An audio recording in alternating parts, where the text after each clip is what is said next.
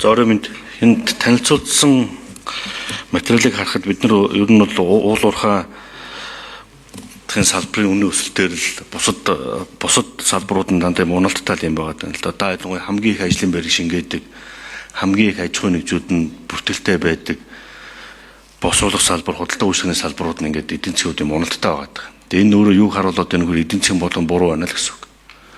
Нийт дүнгээрээ том дүнгээр нь харахаар орлого олоод байдаг, өмнөх жилээс илүү орлого олоод байдаг, илүү экспорт бүтээгдэхүүн гаргаж зараад байдаг.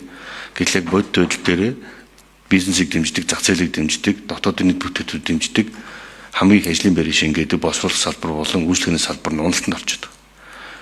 Энэ өөрөө орлогын тэгш бус хуваарлтыг давхар цаагаараа харуулж байгаа.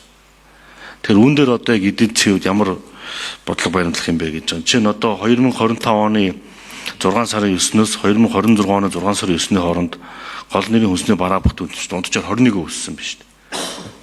Тэгээд энэ чи юу гэхээр иргэдийн халааснаас чинь нийт 100 мянган төгрөг 21 мянган төгрөгийг авчиж чинь гэсэн үг байхгүй да. Тэгээд дээр нэмэх инфляц орчиж байгаа. Тэгээд ийм байдлаар ингээд өдрөөс өдөрт амжиргааны түвшин ингээд ордож байгаа баг дунд иргэдтэй инфляц болон өргөн нэрийн бараа бүтээгдэхүүн үнийн өсөлт хамгийн хүндэр цогцогддог баг дунд орлоготой иргэдтэй бид нэр ямар бодлогоор яаж дэмжих юм бэ гэдэг ийм нэг юм асуудал байгаад байгаа юм аа. Нөгөө талдаа засгийн газар маш хэрэгд буцсан шийдвэр гаргадаг. Улсын хурлын хүртэл 2024 онд хямд гурал эднэ гээд хөдөө аж ахуйн салбар татан унгаацсан. Газар тариалгын салбар нь унсан. Тэгээ үүнээс дараа нь инквер цаадаар томилогцуулж та надад 2023 оны хөдөө аж ахуйн салбарын үзүүлэлт 2026 оныхтой ямар харьцуулалттай байгаа юм бэ гэдгийг хэлээд өгөөч. Энэ тайлан дээр бол хөдөө аж ахуйн салбарын өсөлт гэсэн байгаа байхгүй юу? 2023-24-тэй харьцуулах бол уналт байгаа. Нийт дүнгээр харах юм бол. Тэгээд энийг нэг харах гэсэн. Хоёрдугаар нөө жижиг дунд бизнес эрхлэгчээр бид зөндөө ярьдаг. Жижиг бизнес эрхлэгч нь дунд бизнес эрхлэгч болдог бай. Дунд бизнес эрхлэгчд нь том бизнес эрхлэгч болдог бай. Жижигээрээ том нь томороо. Ингээл байгаад байдаг. Энэ өөрөө бас л эдийн засгийн буруу тогтолцоо гэсэн үг. Гэтэл хамгийн их ажлын байр энэ салбаруудаар шингээд байдаг. Энэ салбаруудаа яаж дэмжих юм бэ гэдэг нэг юм бодол одоо асуулт байна. Тэгээ ер нь бид нэр энэ зөвхөн гоё ингээл лооцсон л ярьдаг л да. Гоё уриалга ярьдаг. Гоё юм ирээдүйд хүрэх өнгө ярьдаг. Өнөөдөр нь байдгүй, өчтөр нь байдгүй. Нэг бол өчтөрөө өөсөд өнөөдрөө ярьдаг нэг юм юм байгаа. Тэгээ хизээ жижиг бизнес эрхлэгч нь дунд бизнес болоод дунд хэмжээний бизнес эрхлэдэг аж ахуйн чинь том бизнес эрхлэгч болох юм бэ? Яагаад өнөөдөр хүрэл жижигээрээ томороо сүүлийн 20 жил явчихваа? Ямар нэгэн байдлаар төрийн хайр инрэл зээлд хамрагдахгүй бол энэ чинь бүр улам хасах руу яваад шүү дээ. Үүн хоёр асуулт хариулт авах гэсэн. За ажлын хэсгийн 5 дугаар микрофон. Энэхүү сайдын хариулъя. За жижиг дунд үйлдвэр эрхлэгчид манай бизнесийн одоо гол ажлын байрыг хангаж байгаа. Юу хэрэгтэй нэг гэвэл нэгдүгээрт хямд их үсвэр хэрэгтэй. Хоёрдугаарт зах зээл хэрэгтэй. 3.5% зах зээл маань үндсэндээ ер Монгол улсын одоо потенциал төвшин гэрээнд их олон үзүүлэлтүүд хамгийн дээд түвшиндээ хүрээд байна.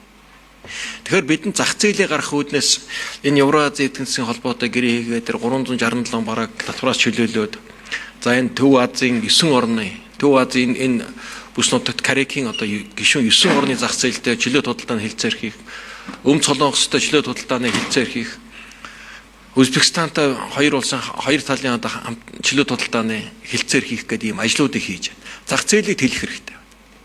Харьцангуй манайх бол үйлдвэрлэдэг бүтээдэг болцоод байдаг зах зээл.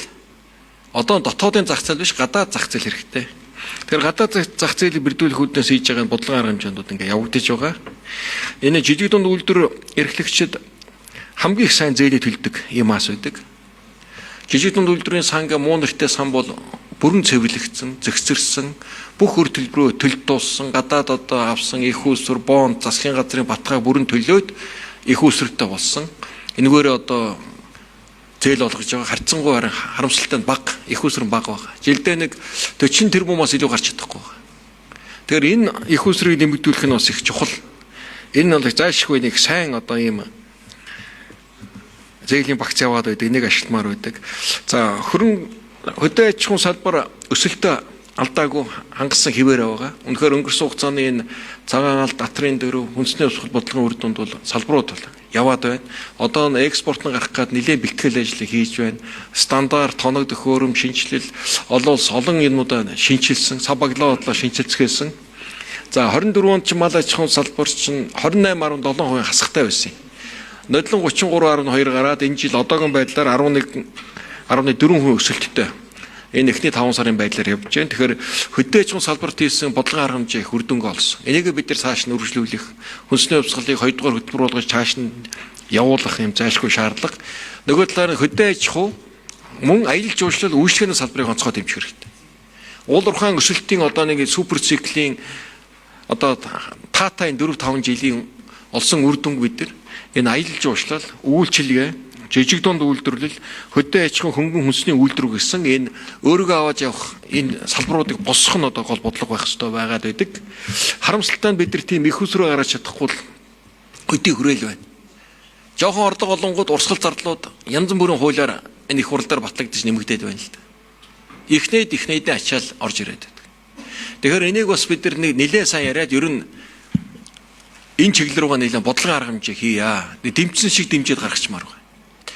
1-2 жилдээ орон нутаг тойрсон юм хөрөнгө оруулалтуудаа зогсоомор байгаа. Ялангуяа 27 онд чинь энэ 26 оны хагасчлаас хойш энэ шатхууны үнэ өсөлтөөр энэ барилга байгууламжийн үнэ огцом өсөх болчиход байна л да.